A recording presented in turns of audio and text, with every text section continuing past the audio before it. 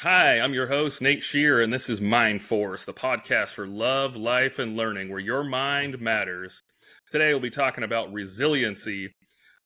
And one thing I think is interesting is resiliency kind of is a buzzword in the military, and I feel like it's kind of been watered down. But today, I am sure you're going to leave with some actionable tips from the one and only Senior Master Sergeant, retired Arnold.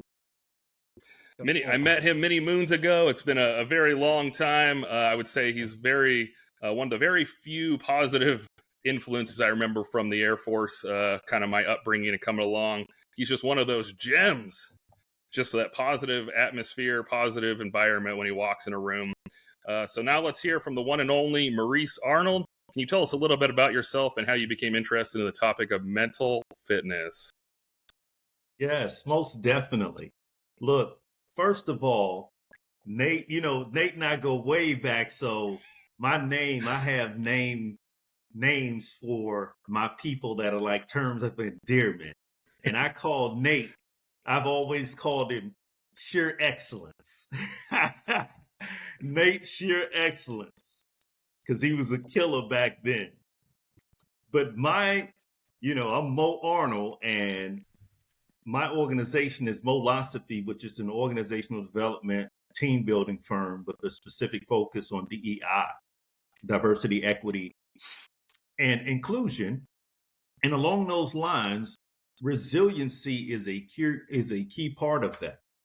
I became interested in mental health slash mental fitness because my mother, who was a brilliant yet broken woman, she experienced several nervous breakdowns prior to graduating high school. She was beautiful, intelligent, talented. She was innovative with a strong passion for justice. Mm. However, her lack of mental fitness shackled her where she couldn't exploit the fullness of her potential.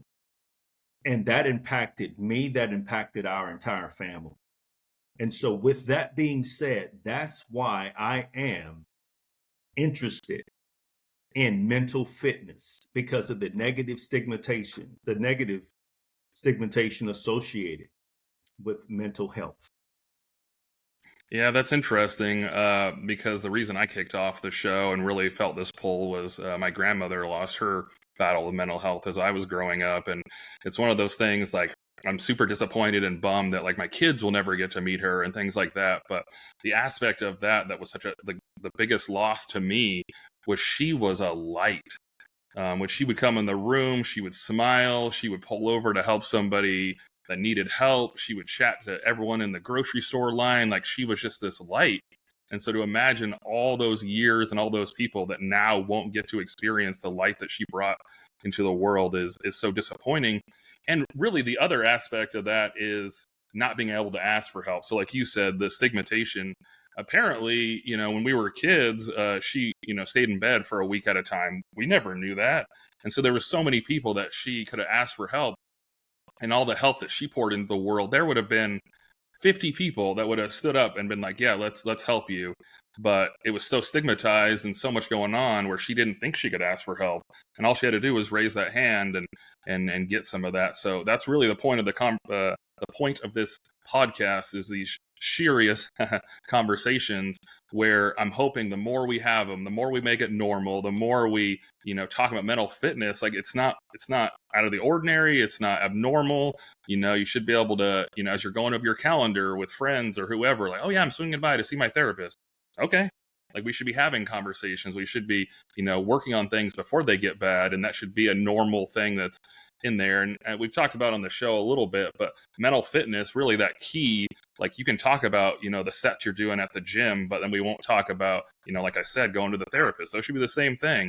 I'm working on buys and tries, and yeah, I'm going to swing by and talk to my counselor. Oh, that's awesome. Cool. So that's great. And you also mentioned or wanted to talk about, part of your mission in life. Right. Most definitely. My mission in life is to see the people around me and everyone that I contact maximize their full potential. And so being resilient is a key element in that. One of the things that I really despise about the movement with resiliency is the definition. Mm. One thing to keep in mind, all problems are established by language and thinking. The thinking is the precursor to the language. And so when people say that resiliency deals with the ability to bounce back, I would say that is passive. Life isn't happening to me, I'm happening to life. And so I would define resiliency as the ability to move forward in austere conditions and simultaneously bounce back when I'm hit with something real heavy. So it's both. I'm moving forward. I'm stepping into the position as a president. That's a tough position. That takes resiliency. I must have all of the pillars of resiliency in place to be able to function at that level. Simultaneously, when I'm hit with something, I'm able to bounce back.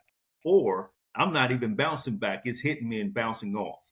That's a form of resiliency also. So my life mission is to see people come into the fullness of their potential and to fulfill their purpose in which they've been established on the earth, their mission in the earth.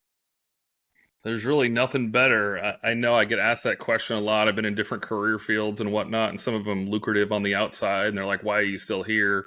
And it's the people. And I know, like, sometimes I feel like I'm a walking cliche, and I just say the thing that I'm supposed to say. But if I really feel it, I mean, that's what I got to say. So I'm here for the people. There's nothing better when someone gets the degree or their adoption goes through, or, you know, they got your driver's license or they rode their first motorcycle or whatever it may be. It's just these things where when someone's accomplished something they put their mind to, it's amazing. And I want to touch on real quick, before we kicked off the recording, we kind of touched on resiliency is the ability to look back at something difficult and say, hey, I did that. I made it. So I think that's one thing. You know, you should not dwell on the past. That's a completely different thing. Like, don't dwell on it, but look back at the accomplishment and say, hey, you know, that was pretty tough, but I got through. I think a lot of times we're wanting things to be too easy and still have resiliency. You can't have easy and resiliency. You got to have some difficulty, and that's how you build up that resiliency. And in the episode that releases actually today, the person, Miss Laura, she had talked about paper plates, which I really enjoyed her definition, her analogy there. So every time you go through a difficult situation and you get to the other side, you put another paper plate in your stack. And then when you get that big bowl of spaghetti or whatever that hits the plate, if you got your paper plate stacked up, you can take that large meal and get through that difficult situation. But if you only get that one flimsy little paper plate because you've never been through nothing, it's just going to fall right to the ground. So that's a really good analogy for that one. So I want to open up and have a few questions my way. Make sure we're going both ways in this conversation. So what questions do you have for me? Well, let me ask you this, though, Sheer Excellence. You mentioned about your mom and the grandma. Excuse me. What's that? Yeah, grandmother. Yeah. I'm sorry. Your grandmother. You mentioned about your grandmother having the challenges in that space of mental health. What is one aspect that she deposited in you that you would love to see going forward with others?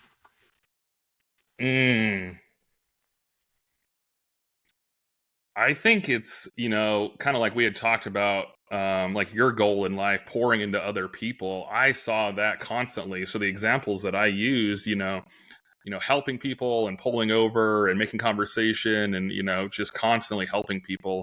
I think I probably got that from her, which I'm kind of glad you asked that question. I've never really stopped and thought about it before, but that must be where that comes from, because I always want to help people, and it's hard for me to walk by, you know, someone that needs help or something like that, and that might be something that, you know, the world is having some challenges with. I feel like the more we go on, people kind of pass by people that need help. So I think that's the biggest thing. And it kind of goes back to putting yourself in other people's shoes. We never know what's going on with everyone, and they might be having different battles and things like that. So just stopping and helping them real quick, you have no idea what that means. And sometimes it's simple things. I think we want it to be this Herculean effort or something big.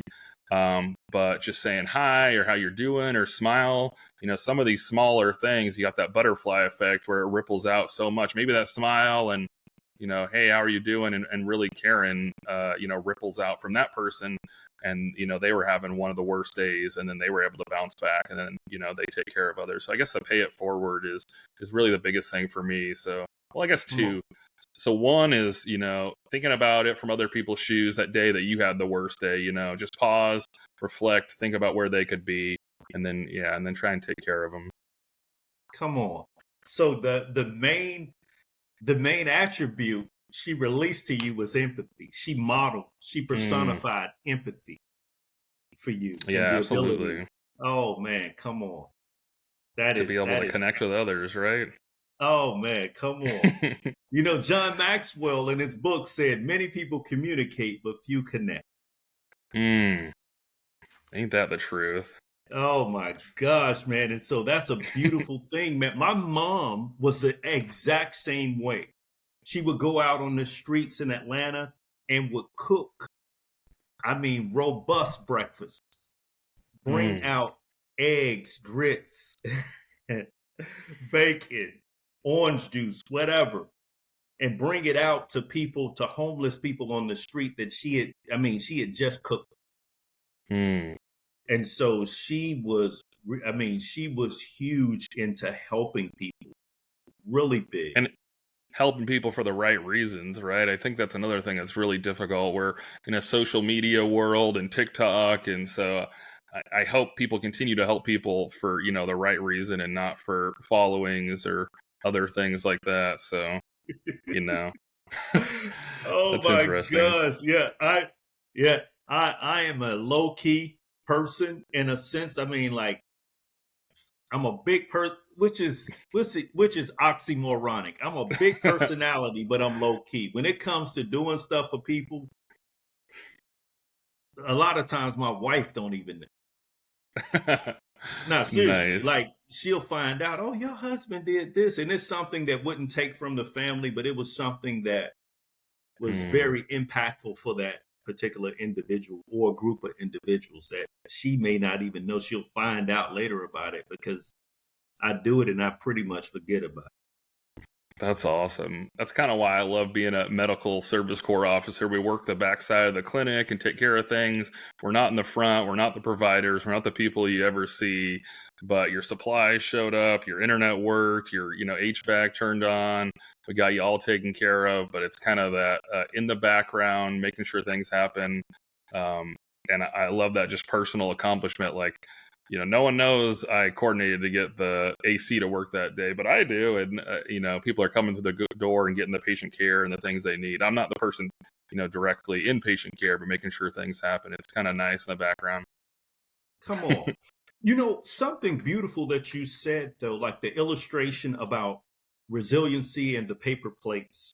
One thing about us, we're merchants of hope. And hope is a transferable competency. I remember when I was stationed at Langley Air Force Base, there was a young lady. I didn't know she was on the verge of suicide. But there was some encouragement that I delivered to her. And I found out about it later. Some other people told me and said that, man, what you said so encouraged her, but she was on the verge of suicide.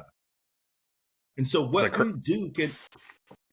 we do can have a second or third order effect on other individuals. And so simply being kind to people and being a merchant of hope can actually help build resiliency because it can establish that social pillar. That's interesting too. Did she come back and tell you, or how did you know that how close it was? I found out because somebody in my squadron, she told somebody in my squadron and said, you have a very special individual within your unit. This person spoke to me and I was on the verge of I was considering suicide. And so she told them who it was, and they came back and told me, and I had no idea that she That's was the on the verge. craziest part. You never know. So my last flight that I had, I did a stand up every Friday, brought everyone together. We were going through COVID, so we needed a way to get information out. And I'd start that meeting every Friday saying, I love you all. And I'm like, that's going to be weird. It's going to freak some people out, but I don't really care. But we had one guy in our flight, his brother had passed away, and they were, best of friends, like as tight as you can be. And he later, it was like a year and a half later, was coming out of the holiday party. He was about to leave the island, and he stopped me outside of the holiday party. It was like, I was in the darkest place of my life, and I remembered you saying that you loved me. And yeah, it was pretty crazy. So I think the biggest thing is you just have to keep doing the right thing. You're not going to maybe get the feedback sometimes. I feel like feedback in this world, everyone will jump on Yelp and tell you the restaurant's terrible, but they don't like to jump on there and give the praise as much. It seems to be the harder thing. So I was going out telling I loved them because that's, what I felt in my heart, and that's what I needed to get out. I had no idea if anyone cared, or they just thought I was, saying it to hear myself talk. That's kind of how I felt. I'm like, oh, this guy just talks too much. But that moment will be something, I'll carry for the rest of my life for sure. So it's crazy. You never know. You just got to keep pouring it out. Maybe you'll never know, maybe you'll never get the closed loop. Right. And that's fine, because you're simply being who you are. Real love is tangible.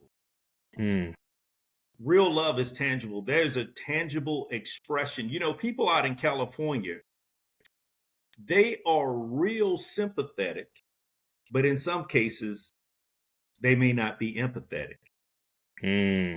So they'll come through. They may see you on the side of the road. Oh man, that is horrible. I feel so bad for you. All right, but I got to be going. However, I'm from Atlanta, so somebody in the South might come by like, man, oh my God, I got to come over here and help you. Oof, man, I had somewhere to be. Man, this is some foolishness. You should have put that together, this, that, and other. But they helping you, and so they're being empathetic. Now, I'm just using that as an analogy. I'm not saying everyone is in California is that way, or everyone's in the South is that way, but making that distinction between sympathy and empathy.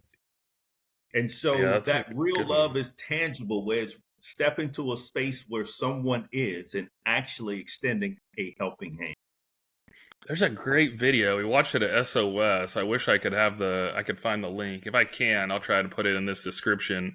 But it was showing the difference between that. And it was like, the sympathy was, oh, poor you.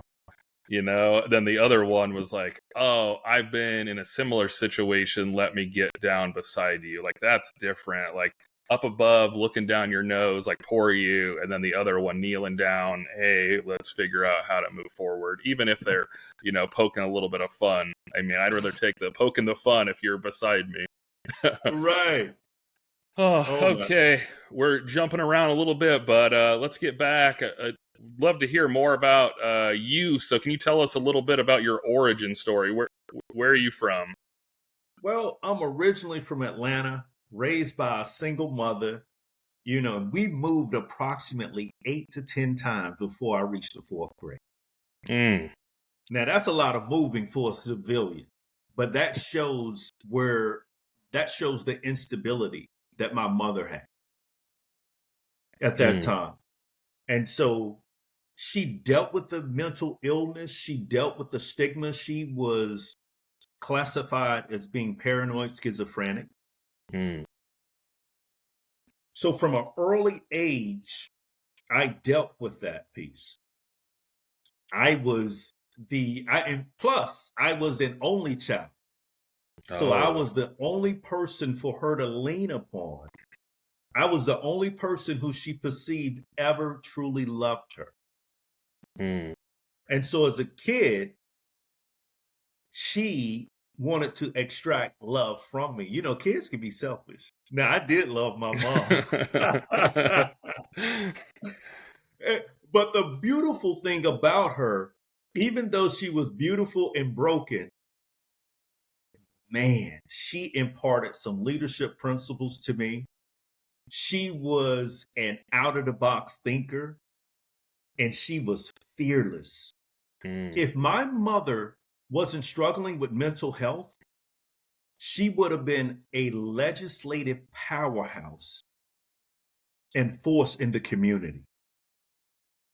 And so dang. right now, I picked up part of that mantle to fulfill the things that she didn't fulfill concerning her mission. And Mm. so that's the space that I'm from. Okay, so I got this question from Senior Master Sergeant Robert Rivers. Great question. I love it. I had to plug it in. Since we only got about an hour of time with the guest, this is one I think is a good way to get to know you in a short amount of time. So, how are you using your time? What's one app you're using, one book you recommend, and one thing you're listening to? Oh my, come on. Well, I would say the book that I read outside. Now, I read the Bible every day. Mm. I read the Bible. The other book that I really like, I mean, I would say love, is Simon Sinek's Start With Why. Mm. Beautiful, beautiful piece. The other book that I love is the book called Integrity by Henry Cloud. Most of us in the Air Force or the military, we really don't know what integrity is. And the way he defined integrity in that book is absolutely mind blowing and Mm. made me relook at integrity. And What are your two biggest takeaways from those books? my two biggest takeaways from Simon Sinek's book is starting with the title, starting with why. And the aspect of when you start with why, you're starting with your heart first Mm. when it comes to whatever you're doing. If you're in business, you're doing it because something is within your heart and how you're going to impact humanity. And that's what people can connect to. People are spirit beings. And so our spirit men, the spirit within us is like Wi-Fi. And we connect with one another's routers. Hmm. And so people can connect. And so they can connect with the big thing. Why I'm here is why I'm doing what I'm doing. That's Mm. my biggest takeaway from Simon Sinek's book. And the other thing is my why helps with my design and infrastructure. I make everything from why I'm doing it, and everything communicates it. So there's a level of consistency. And one thing I wanted to touch on real quick, hate to jump back, but I got to touch on it. So earlier you said words turn into feelings. And so there's one thing Simon talks about is he went and interviewed people that were nervous or about to go into a job interview. And then he interviewed people that were up for the Olympics, right? And so he asked them, what are your symptoms? They're like sweaty palms, my heart is racing, I'm sweating. All of them have the exact same symptoms, right? And then he said, how are you feeling? So the person going in for the interview said they were nervous. The people that were going up on the largest stage in the world for the Olympics say, I'm excited. They've worked their whole life for that opportunity. So nerves is not there. Nervous is not there. It's excited. I'm here. I'm ready to prove myself. I'm ready to get up and be first, second, third, take gold. But the symptoms, the heart rate, the sweatiness, exactly the same, right? So the word is transforming the feeling. Exactly what you said. I'm excited. Let's get it. Or I'm nervous. I'm gonna, shriek back. I'm gonna be, not feeling great. Things like that. All that is the word. Nothing changes in that, but the word. Come on. Isn't that Come wild? on. I know. And the other part of your question too about Henry Cloud's book on integrity. That book is good. That book is good. I'm grabbing it now. The way one of the aspects of integrity, I look at it along these lines. Integrity is words come first, actions follow, right? Mm. So there's a continuum of truth. There's a long line of truth. Honesty, and this is connected to the book, but the book doesn't say this. Honesty is actions occur first, words follow. Hmm. Anybody, a criminal can be honest. Did you steal the candy bars? Yes, I did. I went in and I died. Actions come first, words come later. In the middle of it is candor. Candor is the releasing of unsolicited information whereby the other party would feel betrayed if you didn't share. Hmm. That's in the middle. That's candor. But integrity, words first, actions follow. In his book, he talked about, and some things I thought were integral. Like somebody, they reported what they did. Oh man, that person was integral. No. They were honest. But in this sense, he talked about aircraft. And he was saying that, look, some aircrafts, like let's say the F-22, it's built for certain level of aerodynamics. And the way that it's built is to maintain a level of integrity. The integrity that is put into that metal equips it to deal in those particular terms, to be aerodynamic. Another aircraft that lacks that level of integrity, that level of design, cannot function within that space. He also gives an example of an individual who he worked with on a project. And he said the guy would do everything within the contract. Everything he said he would do in the contract. He said, however, if there was a slight change of the smallest element, he was looking to charge you for it. He would say, hey, we got to do this, and this. And he would charge you and hit you across the head with it. He said, and he showed that was a lack of integrity. He said, because sure, he did everything that he said he would do in the contract. But when it came to the integrity, and the integrity was about looking out for others like you would look out for yourself. And so he mentioned, somebody else said, hey, you work with this particular person. Would you recommend it? He said, sure. He said, yes, I will warn you, make sure you got all your ducks in a row. And if you have to make a change, you will be charged and charged heavily for it. But I never thought of integrity along those lines. Yeah, that's interesting. That's good stuff. And then the last thing was John Paul Jackson's teaching on dreams. Yes. Man, we dream all of the time, most of us. And John Paul Jackson's teaching on dreams is so impactful because dreams to me are like a panoramic motion picture of what's going on with you or what will be going on to you in the future or through you.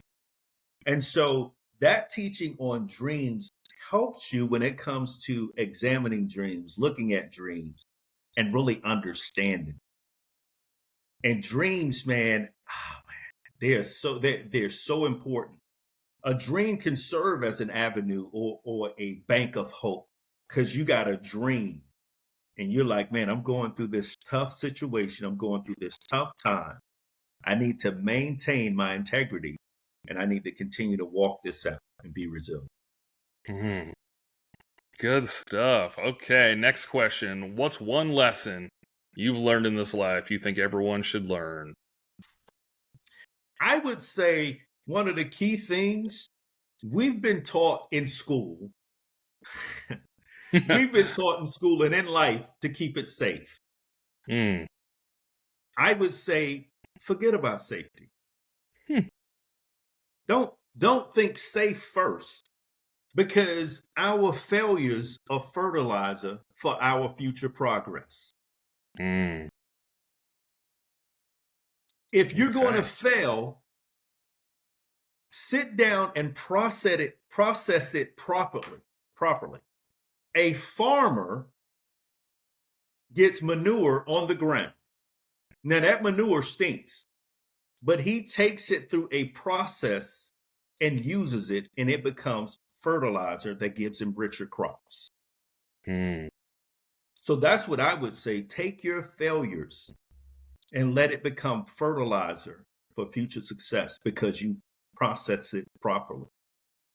In life, we have stuff happens. Stuff Stuff will happens. And I'm always not happen. cursing. Yeah. Stuff happens. Manure happens. SHIT. Consider it, and I'm not cursing, super high intensity training. Mm.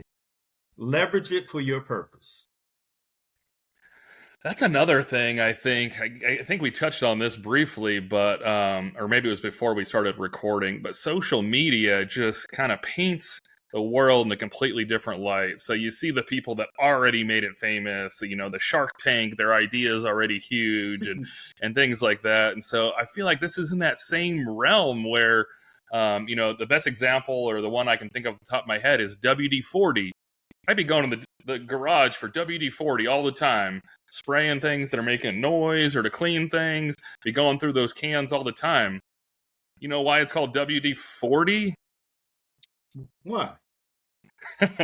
Because it was the 40th formula. There was 39 other formulas that didn't work. They didn't work. They Wow. didn't do what they were supposed to. People didn't buy it. But they got to 40 and they're like, this is the one.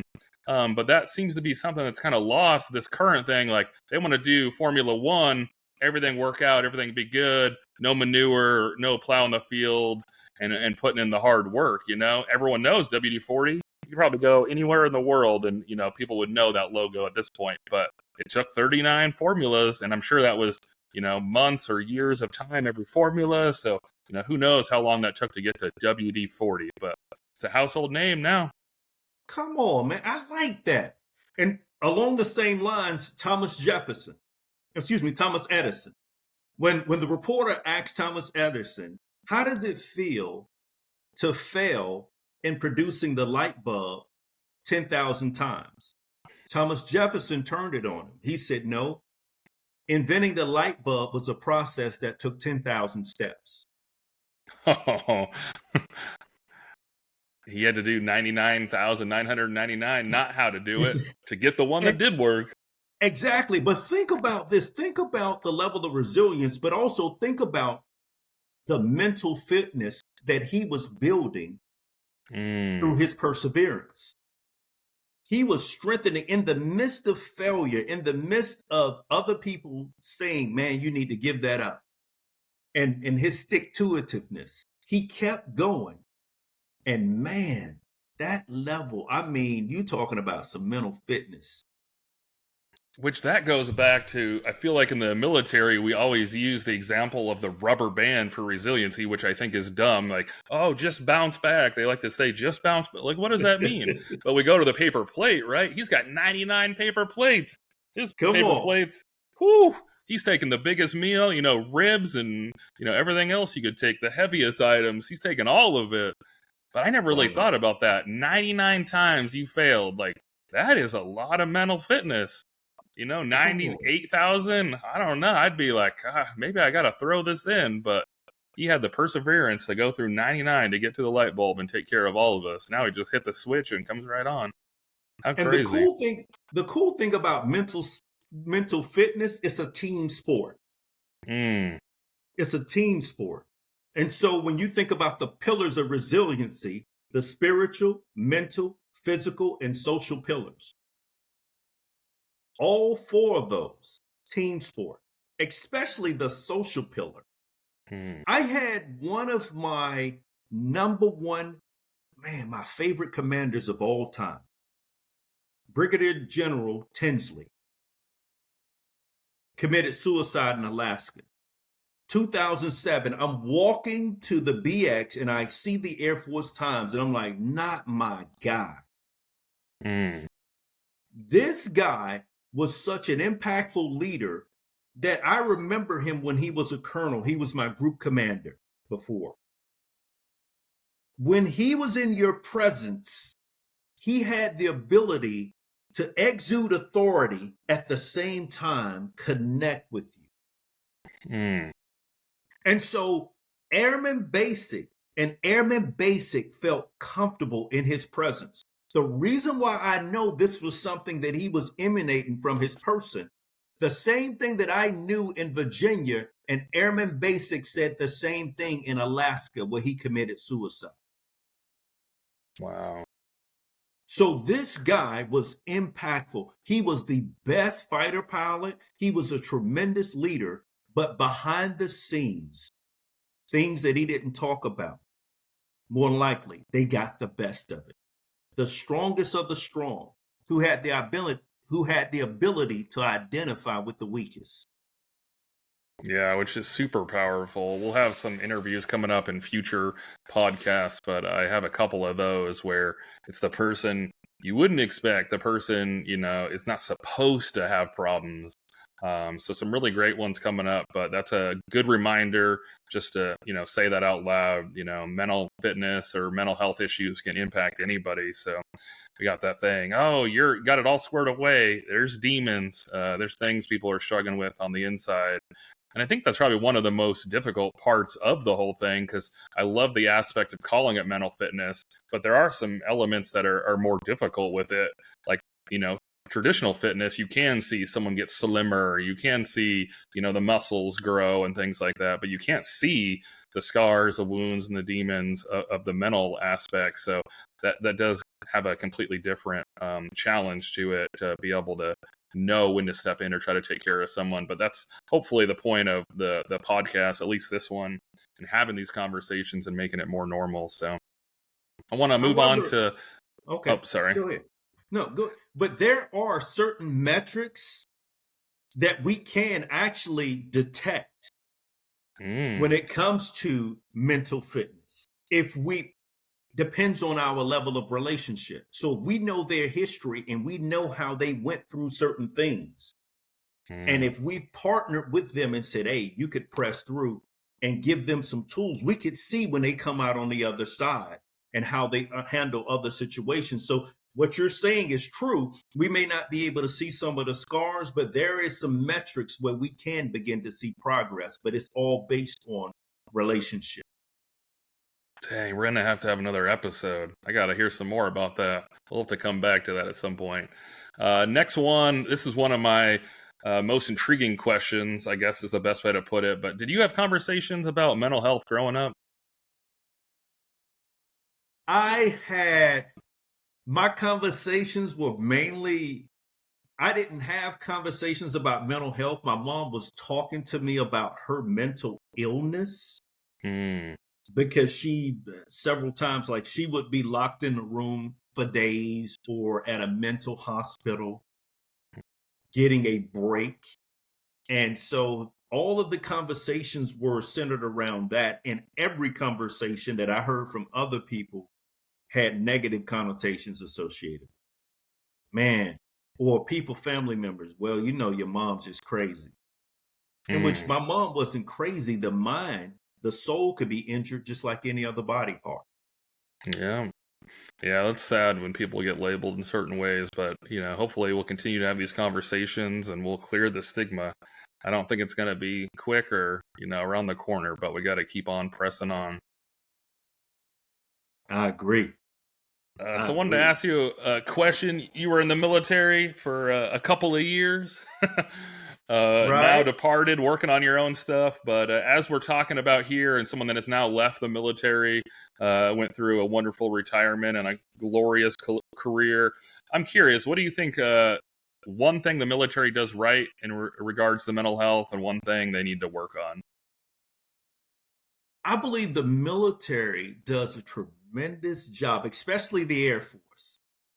I believe we do a great job now when it comes to destigmatizing mental health and talking about it from an aspect and giving and creating or giving people the latitude to establish a safe place to express the deep things that are on the deep recesses of their hearts.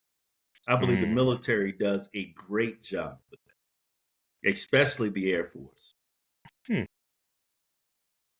On the flip side, one challenge though, in the midst of it, we want to be comforting, but not coddling. And so I see where we're creating the safe space, but we don't want the pendulum to swing to the other side, because there are things that we need to strengthen fellow service members in pressing through and not rescuing them from it. We want to help them, because when you begin to coddle, then the whole thing, you begin to create a new stigma where the entire culture of it is losing credibility, because people are coddling and not holding. And when I say holding people accountable, it's just asking questions at the right time. Because sometimes mental fitness can deal with a person's level of competency, or it could deal with their level of capacity. It could be one or the other. And we need to address that to help them walk through it, because it's not a permanent state. It's a dynamic situation. It's not static.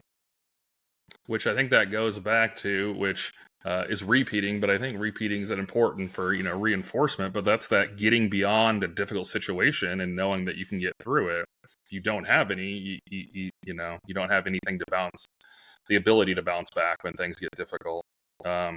We're going to move on to another question. So you've touched on a lot of these aspects, but just want to make sure we capture all these. So why is mental health important to you personally? So you kind of touched on, the ability to have a prosperous life and wanting to destigmatize. But what are some other things you want to touch on and mental health being important to you personally? Well, one of the other reasons why mental health is important with me, because mental health or mental fitness is one of the, and let me start with mental health in an aspect. Mental health is one of the silent struggles that shackles a lot of people. And so that's why I want to deal with it, because it's one of those hidden enemies. Like the difference between, there's a difference between DUI and sleep deprivation. One of them is punitive. The other has the same effect, but it's non-punitive.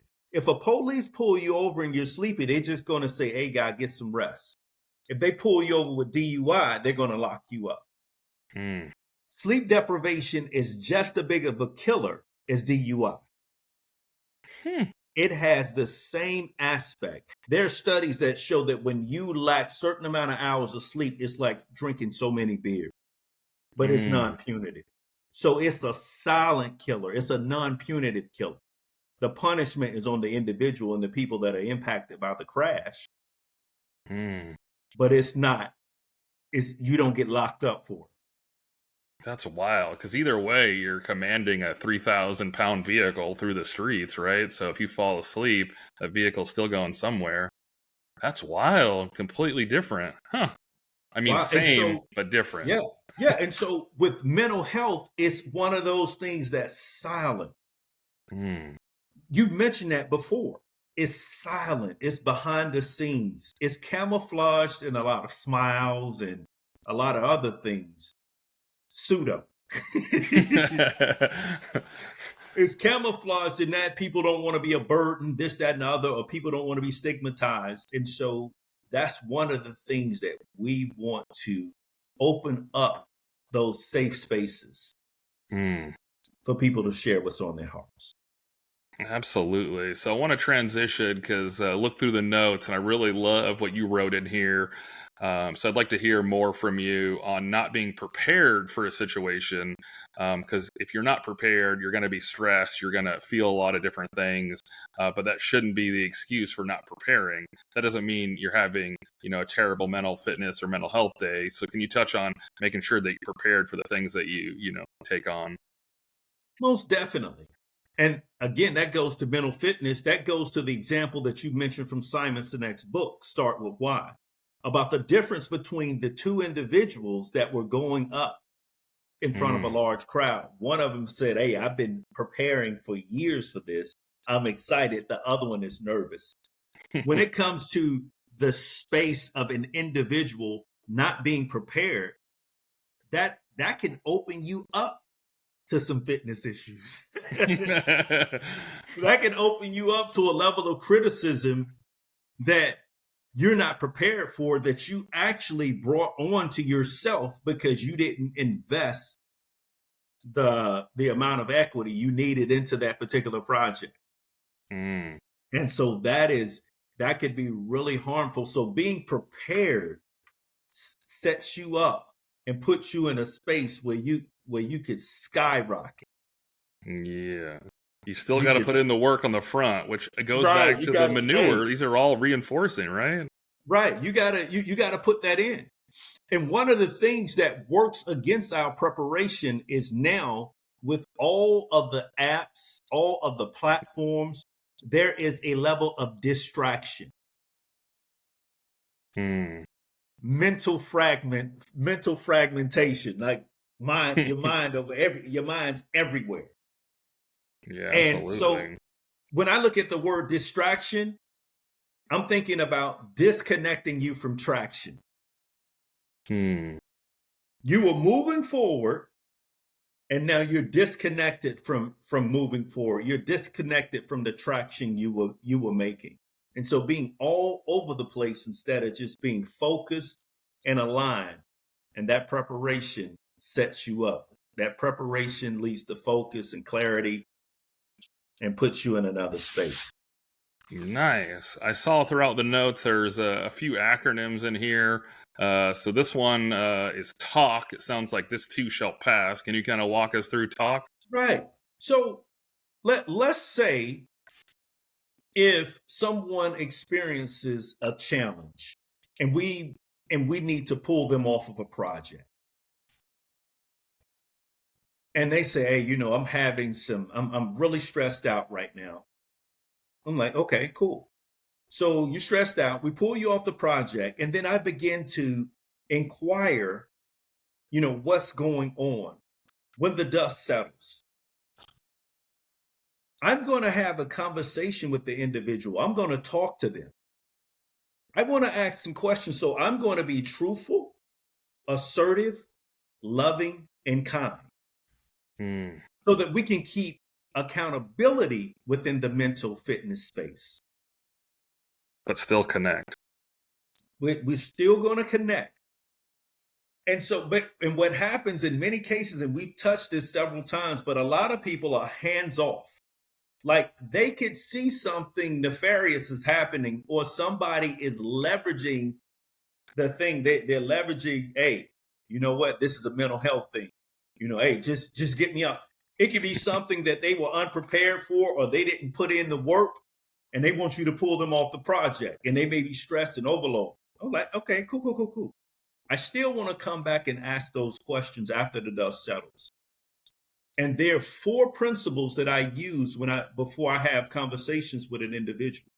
I consider timing, place, heart posture, and word choice. Hmm. Timing, place, heart posture, and word choice. I don't Hmm. want to do it at the wrong time or the wrong place because the message won't be received. I Hmm. don't want to have the wrong heart, even though I got the right words, because the message won't be received. Wow. Or if I got the right words and the wrong heart, I still don't want to do it. So I got to do that, and then we could have that talk. Truthful, assertive, loving, and kind. And that's not one of those. You can have a few of them, but not all of them. It sounds like you got to have every one of those. Right. You need to have all of those in place. It's an all or nothing. I want to move on to the next question. This one's a little deep. I can't wait to hear your thoughts. But what's the biggest challenge you've overcome in your personal mental health?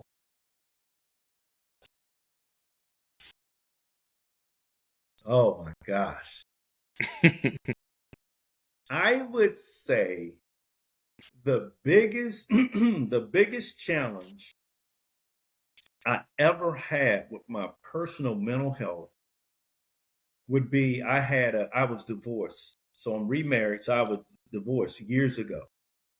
And when I went through that divorce, the people that were around me that I leaned upon, that I shared life with, they turned on.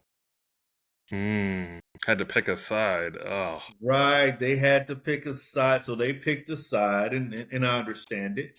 They picked a side, and man, I was broken. And that really challenged me.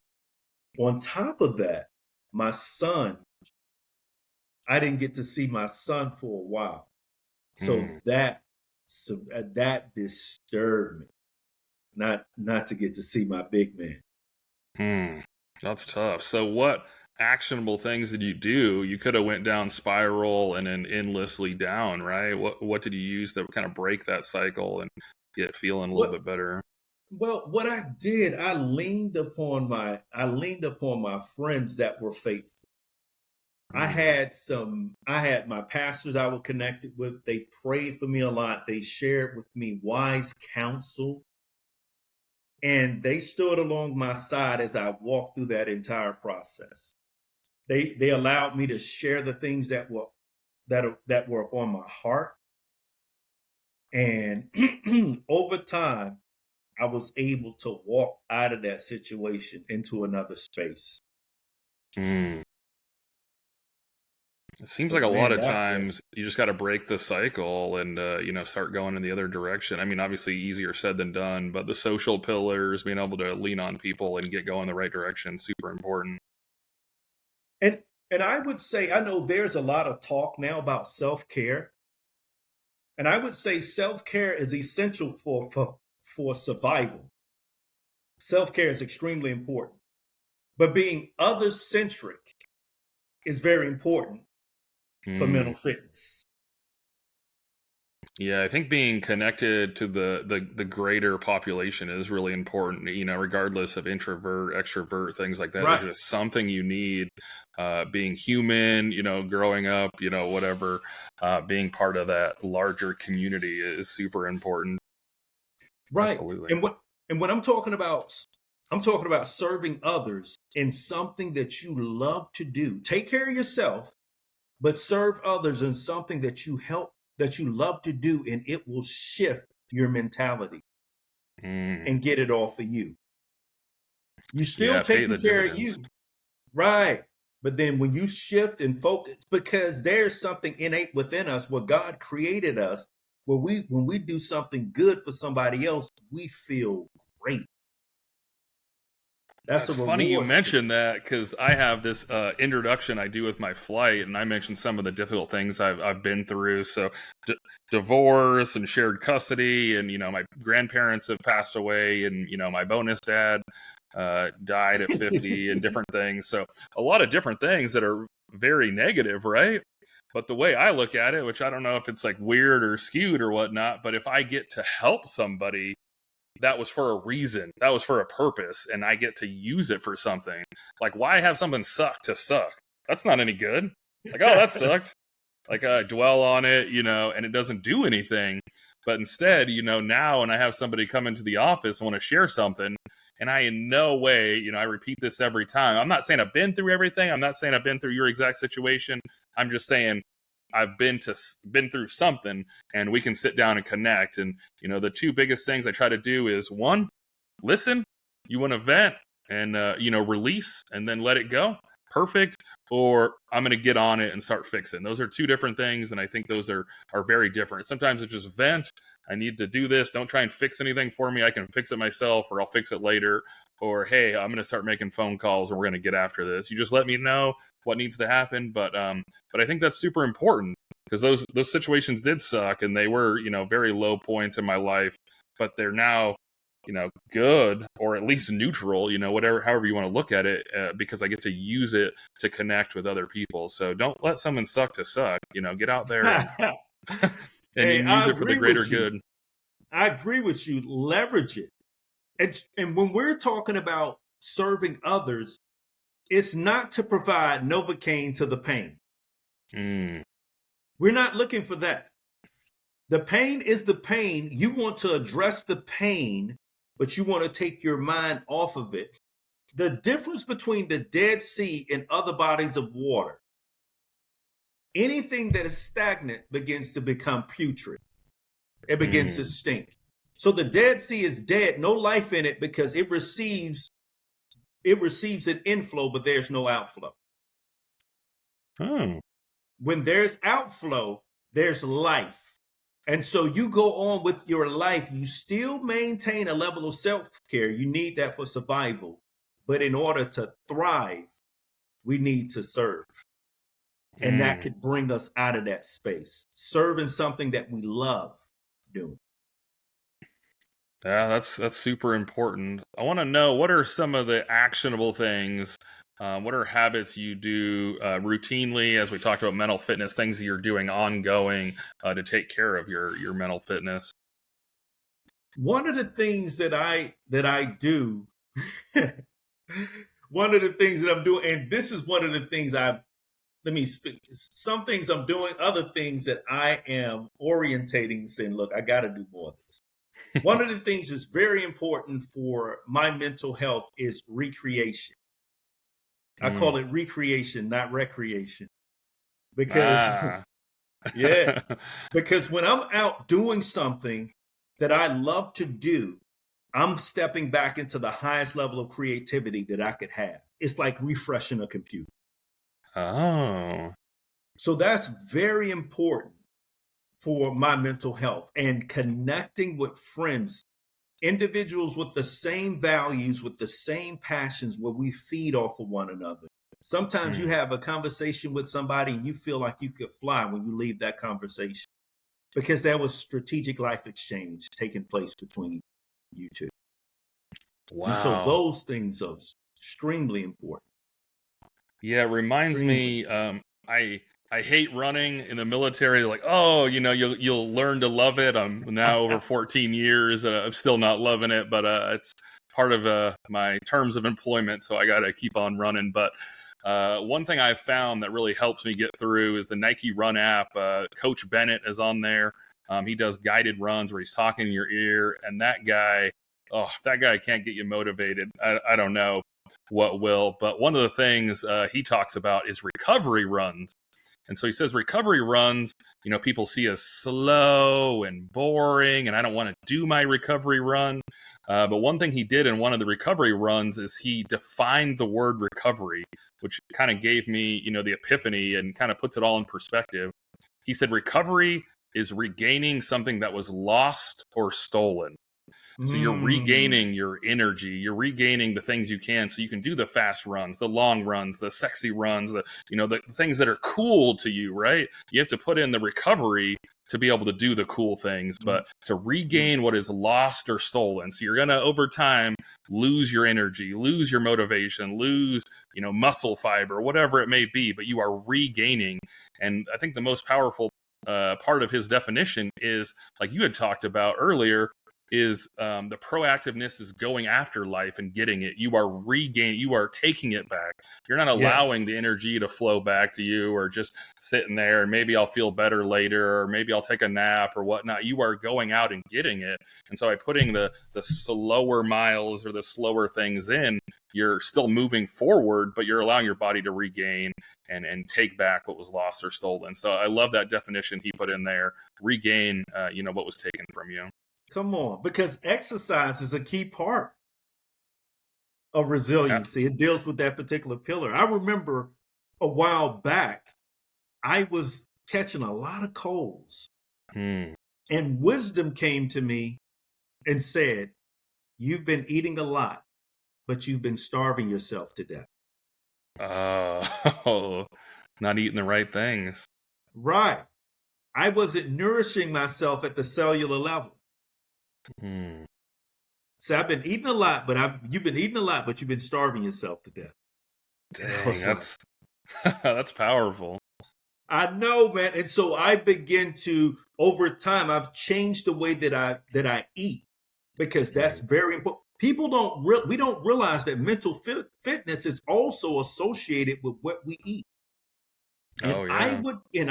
one of my other suggestions is for people to go to YouTube and look at the teaching by Dr. Daniel Amen. Oh my God, him and Dr. Mark Hyman. They talk about nutrition, and there's a YouTube video called How to End Mental Illness. Oh. Brilliant. Brilliant. They make a connection to food. It's not saying that you don't do the other things, but they talked about how much food impacts our mood and what happens with us. Brilliant. Which makes sense. You got whole person stuff, right? You can't really tackle one thing. You got to really take care of all of it. I Earlier, know. Go ahead. Oh, sorry. Earlier, I'd asked about, what your conversations were with mental health and things like that growing up. I'm curious, like you've lived a couple more years now and whatnot. So, what are your perspectives, and how do you reflect back on what you thought of mental health as you were growing up versus now? Well, unfortunately, at that time, when I was young, I looked down on my mother. I was thinking like, man, you just need to get together. Like, you being weak. And so as a child, a teenager, looking down on my mother and looking at other people cross-eyed when they were going through those struggles. I look at that now. I look at that then as opposed to now, understanding that we help bear one another's burdens and help people. It's not a death sentence. It's not a life sentence. When it comes understanding to is really important, right? Right. Yeah. So I look at it from a totally different picture. And there's something in the book of Psalms that said that your gentleness has made me great. Now I could be gentle with people who are having those struggles. I could be extremely gentle and help them walk through that particular process. And Which sounds like that connection and that empathy, right? That connection. Right. Get more mentally stronger, man. I had someone contact me not too long ago because I would speak at the Chief Leadership Academy. And I connected with someone that I knew from the past. And basically, this person is higher up, high. They called me and they let me know they were pretty much on the other end, but they were within the self-harm spectrum. Oh. They could have done something to themselves.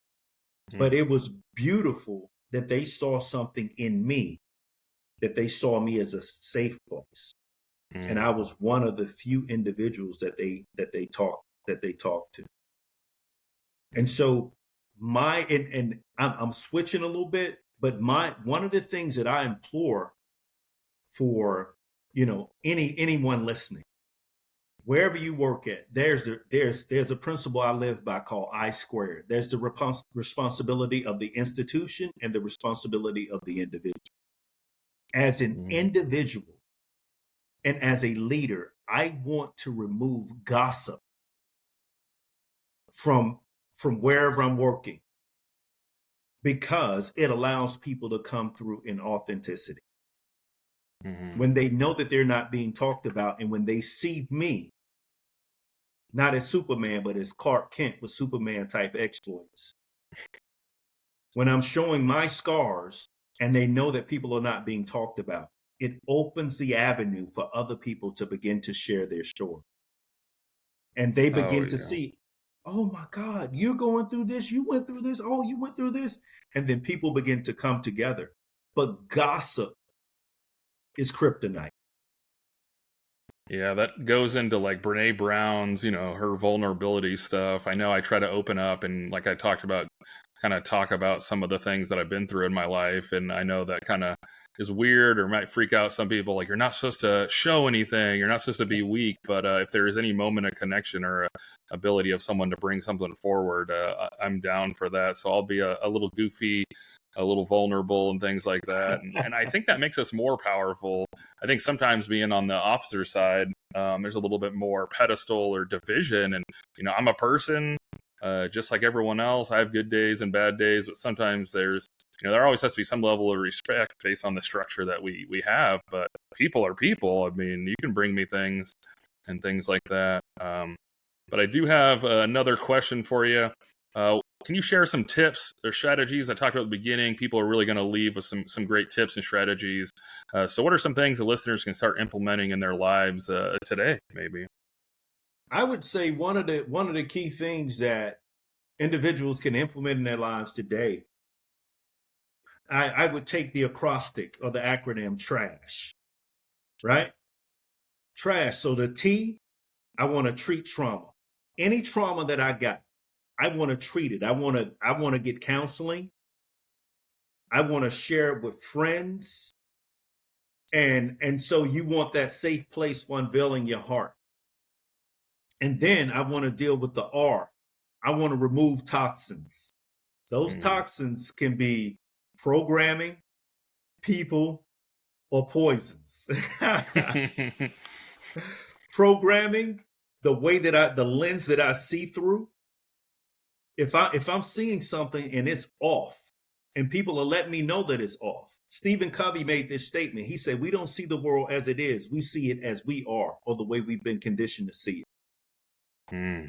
So I want to remove toxins. I want to remove toxic thinking. I want to remove toxic people that are not merchants of hope, but they're dispensers of despair. I want to get them up out of there. And also poisons. I want to detox my body, because I talked about Dr. Daniel Amen. You remove those things from your body, you're doing good. And then I want to annihilate any accusations that I have against anybody. I want to forgive. I want to clear my heart and readily forgive people.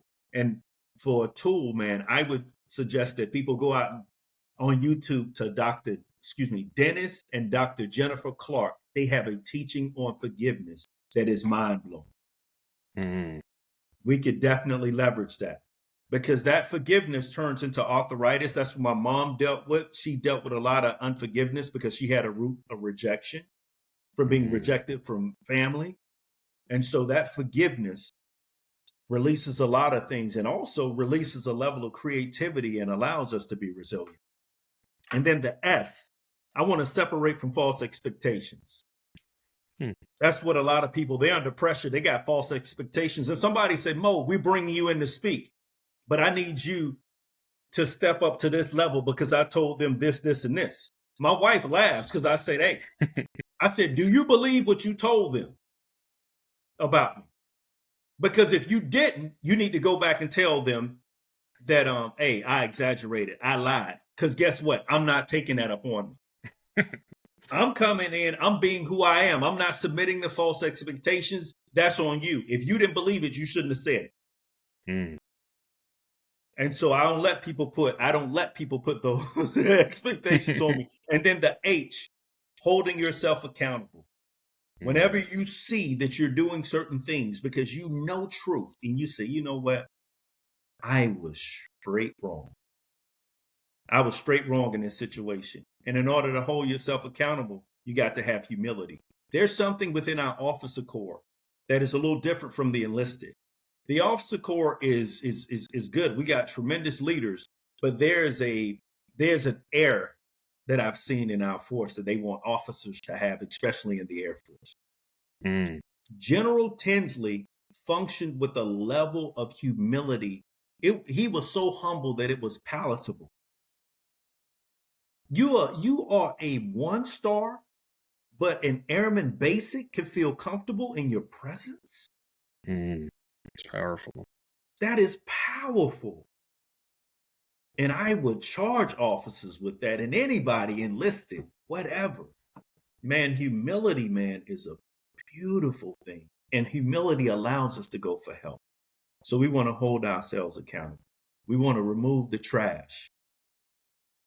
Absolutely. I'd like to try to summarize some of the things we talked about today. So we talked about, words are powerful, having empathy for other people. And really, I think just sitting down and educating yourself. You mentioned quite a few different URLs. So I'm super excited for people to get out there and, check out some of these things about diet, letting people off the hook for different things and be able to get after that. So I think education is super important. I encourage everyone out there to share their thoughts, send me any messages, let me know what your thoughts and ideas are, or if you have any ideas for wanting to be on the show. I'll totally be here. All the links and everything will be in the notes for this. So we'll try to get all the stuff out there for social media to be able to connect if you need to. But I wanted to give one final thing for you and would love to know what message or takeaway you hope listeners will take today from today's podcast. My main takeaway. It's hard, right? Just one? yeah, just one. But no. My main takeaway from today is to open yourself up. Open yourself to receive the help that you need. Being vulnerable. One of the things, and I didn't mention this, but one of the things that has helped me to be really resilient is my quiet time that I spend with Jesus. He is the answer for all things. And man, I'm telling you, the manufacturer who created all things, he knows his product. And so that's why I go to him, because he's the one, man. If I could say anything that I shared with you was a tool, it came from truth, but it came from truth. It came from the word of God, and it came from the person of Christ. And I would say to anybody, whether you believe in him or not, we're going to have to stand before him. The creator knows what's up, right? Yes.